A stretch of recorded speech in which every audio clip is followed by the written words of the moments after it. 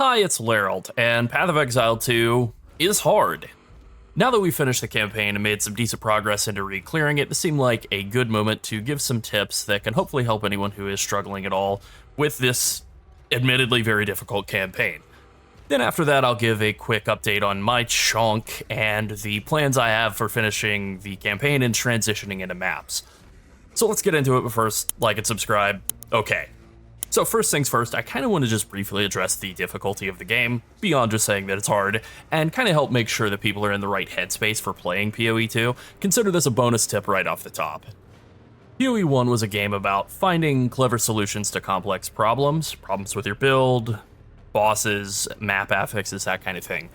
And PoE 2 is also a game that's about solving problems. It's a hard game, but it's not insurmountable. You can beat it.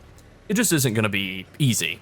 For me, I like that. I enjoy a challenge. Clearing difficult content in a video game feels like an accomplishment. When my parents were my age, they were buying houses and having me, making horrible mistakes. But I'm doing great because I'm killing tough bosses, and that basically feels the same, maybe better. Now, some people don't want that. They want gaming to be a comfort activity rather than a stressful challenge. Not everyone likes spicy food, right? And that's fine. You're not like a bad person or a bad eater if you don't like jalapeno peppers. But this game is jalapeno peppers. Actually, I think it's serrano peppers, but the point is it's tough. It's also early access, and I think realistically this is probably the hardest possible version of the game that's ever going to exist. And GGG will tweak the game heavily based on a combination of player feedback and their own internal vision. What ratio that comes in is still TBD. So I am enjoying the game a lot, and I really like most of the bosses in Act 3. The campaign ended on a very strong note for me, so consider that an incentive to keep pushing through if you find yourself struggling with any of the bosses, or just simply having endurance issues with some of the enormous zones in Acts 2 and 3. They're too big. In a world without Quicksilver Flasks, or movement skills, or like mounts or something, some of these area maps are like 45% too large. Alright, we made it through the top bun and the toppings. Now let's get to the meat of the video. That's right, in nature everything evolves into a crab, and in America everything evolves into a burger. So I think the first tip is to engage with side content. There is so much side content, and it is marked on your world map. If I open up my world map, it is marked with skulls or with bags. Opening the world map takes a little bit, but all of these side things. Bear of the Rotten Pack in the very first zone, Clearfell. There is so much side content, and it all gives helpful stuff. Some of it is more helpful than others. Things that will give like permanent character bonuses are marked with a plus sign next to the skull. As you can see, the Crowbell granted 2 weapon set passive skill points plus next to his name. Doing all of these pieces of side content can give you either permanent buffs or just valuable stuff like support gems, spirit gems, and things that are very helpful early on in the campaign, rares. And then also it'll just give you a lot of extra XP, and if you're struggling, getting over leveled for a zone makes a huge difference. If you're trying to clear through a level 10 zone and you're level 8 or 9, that can be pretty brutal. If you're 11 or 12, it will be substantially easier. This is why I found the first 6 levels or so of the campaign to be the most difficult by far. The very first zone and maybe like up through the Red Veil about level 5 was really the most bone-crunching section of the entire campaign for me. And not to say that it got easy after that, it definitely got hard, but it went from like seemingly impossible to very difficult. The second tip is to scrap or sell pretty much everything you can carry. This really applies early on in the campaign, but it's good advice for any point throughout the campaign all the way through the end if you feel like you're struggling with gear. And given the state of drops and currency drops and the amount of useful rares that I've seen, which is very low, that's probably going to be most of the campaign for most people. So even if items seem kind of useless to you, if they're magic or rare, you want to scoop them up and sell them for upgrade shards or gold. I think gold is like a really undervalued currency in this system. Selling things to get transmute shards and regal shards is useful. Having several regal orbs, transmute orbs can be really helpful, but once you've kind of gotten over the point where you're not really scarce on transmutes and augments anymore, you can actually just sell those magic items for gold and then use that to gamble and actually find upgrades through that. I've actually found quite a few upgrades through gambling. I'm pretty tapped out on gold at the moment because of all the gambling I've done, but there is a gambling NPC in every single town, and I've gotten more upgrades from gambling than in, I think, any other source. I basically didn't gamble at all during Act 2 until I reached the final boss, which I think is why I found that act so much more difficult by comparison with Acts 1 and 3. I gambled quite a lot more in the other 2 acts, and I also enjoyed myself in those 2 acts more as well. So, like, horrible life advice and obviously not a guaranteed path to success, but if you're struggling in PoE 2, why not make your life easier through the magic of gambling? On a related note, I think that same approach also really applies to items with sockets or quality bonuses. You can take them over to the salvage bench and scrap them and get pieces of Artificer's Orb, I think Artificer's Orb fragments or shards, and being able to socket your weapon really helps if you're playing a sort of a martial build. I don't know so much about ranged characters or casters, but for any sort of attack-based build, if you're able to slap a couple of those Artificer's Orbs into your weapon and then put whatever your preferred type of damage is, lightning, cold, fire, fizz, whatever kind of makes sense with that weapon, those runes really add a ton of damage. I also found that being able to put in flat resistances into gear also just really saved my bacon through Act 3 as well. All right, now for an actual combat tip. Try to hunt down casters and archers. So packs of monsters are set up in a deliberate way, and if you just try to very like a lawn, right, just cut through it from front to back, I think you're going to wind up having a bad time. The guys all in melee range with you are usually not as dangerous to you on their own, but they're big and beefy and they can take a lot of punishment and tie up all of your attention. It's the guys in the back of the packs that deal most of the damage, but they're squishy and easy to kill. Glass cannons, if you will. Well, I'm a glass cannon too, so what do? I jump to the back of the line and I perpetrate a little glass cannon on glass cannon violence, and then I clean up the melee guys afterward. This approach, this shift in thinking of just simply kill what's close to kill what's a high priority target and then shift around and clean everything else up, has really helped cut down on deaths while fighting packs of monsters in areas in the acts. Okay, next up, crowd control skills. This is a big one. You gotta use at least one crowd control skill anytime you get attacked by a large pack of enemies. Chills, freezes, and stuns are all extremely helpful for keeping those packs of like 20 plus little guys from biting your knees all at once so hard that it kills you. They're also pretty helpful on bosses as well. You're really able to get in a lot of extra damage when a boss is stunned or frozen. My favorite skill for dealing with packs of guys is actually Vaulting Impact, and it's kind of a two-purpose skill, and I'm running around in a very low-level zone here to kind of show this off. So right now I'm ringed in. Let me see if I can get ringed up against a wall. So I'm trying to get stuck here. Yeah, I can't really get out. I can't roll out, right? So Vaulting Impact is a quarterstaff specific skill, and it allows you to do this. Jump up over the top. It also does a big slam, and it has pretty good stun build up, so if you're playing a martial build at all, you can get your hands on a quarterstaff and use Vaulting Impact. Now, it requires Dex and Int in order to use at a higher level. That might be kind of difficult if you're not playing a monk, but you can just use like a level 1 gem, and then I think there's no stat requirement at all, or if there is, it's like 4 and 4. And you can just buy a quarterstaff from a vendor in Act 1 or gamble one, whatever, and then you can use Vaulting Impact with your second weapon setup. Put a quarterstaff in your second weapon setup, as long as you're not using both of them already for other skills, and then you have the ability to Vaulting Impact and move around through zones with safety and with ease.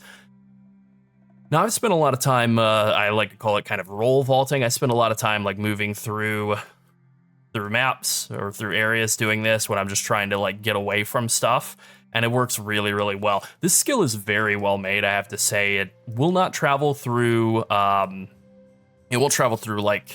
ground architecture or whatever. I can't jump over a tree. You also can't jump over tall guys. This is something I found that I think is pretty impressive. If you're fighting a really tall enemy, you actually won't be able to vault over them. But for like medium-sized dudes, you can pretty easily vault over them. You can also roll in the middle of it and just kind of get out of there, get away from whatever's trying to attack you. All right, the next and final, I think most important kind of skill-based thing to really practice on is dodge timing. It really is an important skill to focus on and kind of practice, especially against bosses. It can easily mean the difference between life and death when it's performed correctly. Dodging gives you a very short window of immunity to damage from strikes and projectiles at the start of the roll. This doesn't apply to AoE effects, so bear that in mind when you're trying to avoid a boss's melee ground slam, for example. I've tried to dodge out of a lot of those and still gotten hit. It also doesn't give you any more move speed compared to just walking. Like if I walk from the waypoint to the well, that's going to take the same amount of time as rolling from the waypoint to the well, but it does give you a burst of movement at the start, so using roll to get out of the last little sliver of a boss's AoE can get you out of it, whereas walking might not be fast enough to. Dodge timing is really a skill that you want to develop, and just like exercising a muscle, it'll take some practice, but be careful not to overdo the rolling either. You can roll through and around very small packs of enemies, but you can easily trap yourself inside a large pack of enemies, like in the earlier example, if you're not careful. You also don't do any damage when you're dodging, so you really only want to dodge when it's necessary to not get hit, and then spend the rest of your time just trying to kill. Okay, I have a couple of other bonus tips as well. The first would be upgrade your flasks and charms as much as you can, and try to hit them with transmute orbs and alteration orbs, get mods on them. They can be pretty helpful. And also, I think the stun charm, the stone charm is what it's called, but cannot be stunned. It triggers when you are stunned. Massive, complete game changer, absolute must-have for me, at least as my character currently stands. I've found this has really saved my bacon, probably more than any of the other things in the kit. I think if I had to choose between having a life flask and the stun charm, that would actually be a tough choice. Couple of other tips as well, just emphasize defenses in your passive tree. I've really spent some effort kind of coming out of my way to get several different notables that give you more energy shield and evasion. Definitely put some effort into that, and that has really helped. I can definitely feel the difference between having and not having defensive passive tree bonuses. And then also, I've heard that trying WASD for movement instead of just click to move is pretty helpful. I have not played with it yet, but I have heard really good things in terms of it giving you more control over your character from a few people now, including some helpful commenters on our last video. All right, now I'm going to talk about the monk, and I've made a handful of changes here. Obviously, I just showed the passive tree. I have made some further expansion in the passive tree. I've come over and taken General Electric and Harmonic Generator to give myself a lot more shock chance and increase magnitude of shock. Shock by default now in PoE is a 20% damage increase, and it's pretty good. And then getting more magnitude on it, this just means that it can go up to 26% by default, and then if you get it off of a crit, it'll be 32%, I think, 34, whatever. Pretty big damage increase out of taking all of that, and then shock is up very often. And then because I am in this build, I'm still using Siphoning Strike to help generate power charges in single target. You'll shock an enemy, then you'll hit them with Siphoning Strike to suck that shock off of them and give yourself a power charge, do a lot of damage as well. And actually get pretty good stun build up too, so pretty good skill, but it does remove the shock being anywhere from 26 to 30 something % damage increase. That's kind of tough to lose. So Endless Circuit gives you a pretty good chance to just immediately reapply that shock, so it'll re-extend the duration, give you the chance to suck it back away for more power charges if you want, or have that bonus active on the enemy that you're about to slam with a Falling Thunder for a bunch of damage. I've also come over and taken Wild Storm. I also just got a lot of these little small passives that give a bunch more lightning damage, and that's most of what I'm doing. Wild Storm is just 15% more max lightning damage, pretty substantial damage increase for all of my lightning damage skills, and that is basically all I am running now for damage. I did drop Ice Strike as much as I preferred the aesthetics of Ice Strike, kind of show that off. I really did like the way that Ice Strike looked more and kind of moved. It does a little gap close to enemies that I really appreciated. And it just had more granular attacks that I thought were kind of more fun. I also liked the chill aspect of it, but there's really just no way around it. Ice Strike just isn't very good at shocking. What a shock, right? It converts most of the physical damage dealt to cold damage. Obviously, that's going to be bad for getting shocks, since shocks come from dealing lightning damage. Tempest Flurry, way better. I don't really like the way that it kind of moves around a whole bunch, but it does have a longer range. I miss the gap close, the instant gap close you would get out of Ice Strike, but it is what it is, and Tempest Flurry has definitely been working better. I will say though, be very careful on bosses that you don't move into cones or move into slams with Tempest Flurry. You really, really want to be careful with the fact that it makes you move. I hope that in the future there is some sort of lightning attack equivalent that is more of a gap close or even just a standstill and attack type of lightning skill that is kind of usable. It's like a setup to get shocks so you can pull them off with Siphoning Strike and then empower your Fallen Thunders. But for now, this is what we have, and not really my fave, but it is definitely working. It hits pretty hard too, like it's pretty effective. In terms of supports, a little bit of a thing, probably a bug that's going to get nerfed, and I'm probably putting a spotlight on it, but I'm just going to go ahead and do so. Into the Breach, your skill that you get for being a Chonk works even if you can't afford the spirit cost of it, because the spirit cost is 0. Like it is overridden to be 0. So you can hook things like Vitality support, which gives you a bit of life regen, not a lot, but a little bit.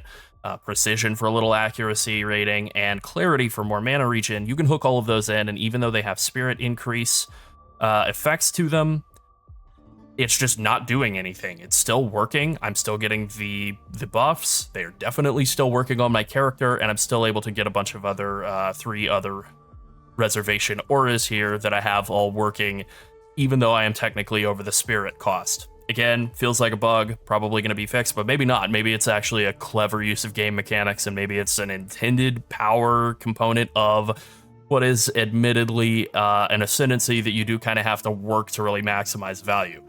Boy, is it good, though, having now gotten that second ascendancy, which was brutal to unlock, but getting that second ascendancy, getting double effect and duration on all the Flames of Chayula, obviously getting 14% life and mana from the red and blue flames is helpful. Getting 14% damage from each of the purple flames. When you're on a boss, you have them shocked, you've got a bunch of power charges built up, and you're then able to pick up like 4 or 5 of those purple flames and then hit them for just a gargantuan shadow damage bonus, along with the huge lightning damage hit. That feels really good. I've had several bosses that I've just been able to chunk from like 15-20% of their life left just fully gone in like one hit. Felt really great. I also did come over here and take Overflowing Power to get 2 more max power charges. Also the minor passives in here, 20% crit damage bonus if you've consumed a power charge recently. That just seems really nice with the way that we're really building and spending a lot of power charges all the time. That's been really, really helpful. So Fallen Thunder, I have upgraded with a Jeweler's Orb. I'm still using Perpetual Charge and Lightning Infusion. I'm also using Primal Armament on it for that 25% weapon elemental damage, just 25% more damage, pretty good. For Tempest Flurry, I'm still using Martial Tempo, just like I was with Ice Strike and Conduction for 100% more chance to shock. And then I'm using Soul Thief, the physical attack damage support from supported skills leached as mana. Not doing a ton of physical damage. It's really not leeching much at all. I'm probably going to drop this relatively soon, but first I would like to come up and get this wheel here, Alternating Current, get a bunch more mana regen, like 18% from these 3 small passives, and then 25% if I've shocked recently, which is most of the time. So that's like 43% increased mana regen. At that point, I'll drop this, and I'm not sure what I'm going to swap to, though, to be honest. I might swap over to Close Combat Support, just 25% more attack damage if you're super close. I currently have that hooked up with Siphoning Strike because it does a pretty good amount of damage. 25% more of it would not be bad. I'll probably switch over. I'm also using Lightning Pin on Siphoning Strike just for a bunch of single target damage. I might, because this has so much more stun built up put into it, I might switch over to using just more like stun oriented stuff on Siphoning Strike. Things like Overpower, which I have currently hooked up to Vaulting Impact, along with Fist of War, give you very powerful stun slams every 6 seconds or so. I also have Killing Palm. I don't have a third support in for Killing Palm right now. I probably should do something about that, but currently I just have Fusion and Life Drain, as I have already hooked into that, and yeah, you know, I'm really not sure what I want to run as my other support gem there, which is why I guess I don't have anything hooked in there. I'm still using Lingering Illusion and Ghost Dance. I have hooked up to Herald of Thunder Blind, so I have a 100% chance to blind enemies that I hit with Herald of Thunder, which happens all the time. And then I also have Innervate for 35% of damage as lightning when you kill a shocked enemy with supported skills. That happens all the time too, so that's just a really, really good damage layer and a defensive layer out of Herald of Thunder, which is mostly just a clear skill. It actually winds up being pretty valuable for more damage and obviously more defense. I played around with the bell a little bit. I didn't love it as much. I maybe will try it again some more, but right now I'm just really loving Mantra of Destruction. It's like a big charge up on bosses or rares. I can get up to 10 stacks really easily with the Tempest Flurry. It hits very fast. And then I empower it and hit that Mantra of Destruction once I have some power charges. And then the next Falling Thunder will hit super, super hard. I also have Mantra of Destruction hooked up to Murderous Intent and Premeditation to get 15% more damage on that one big slam, and also Culling Strike. Finally, just to make sure I've gotten all the questions answered, Lingering Illusion I have hooked up to Persistence for 40% more skill effect duration. It makes the spirits last a little longer, and I'm using that so that whenever I dodge roll, leave a spirit behind. If it gets killed, free power charge. You can actually get more than one. If we check here, you actually, as you level the gem up, you get increased chance to grant an additional power charge, which I like. That'll also come with quality later on. I imagine it'll be 2 power charges once it's fully min-maxed, which would be cool. Maybe not quite full, but close anyway. That would be good. All right, before I wrap up here, I went ahead and crafted a support gem for Killing Palm. I took Shock Siphon, just a bit of energy shield when you kill a shocked enemy with Killing Palm. I'll probably want to hook that up to Herald of Thunder down the line just for some very easy ES regen, but at least for the time being, I can't really fit that in. And I think I would rather keep the Blind and Innervate over the Shock Siphon, although maybe not. Maybe I'll swap those around, but for now, I have that hooked up, so I have Profusion giving me an extra charge, and then Life Drain giving me life, and Shock Siphon potentially giving me Energy Shield whenever I use Killing Palm to kill stuff. All right, I think that pretty much covers everything. I am really loving this game. I'm having so much fun playing it and kind of figuring everything out about it, and I've really just been enjoying solving a lot of the problems that this game has been throwing at me. I can't wait to start diving into the endgame and figuring out all the stuff that GGG has for us there. All right, that's it. Thanks for watching. Bye.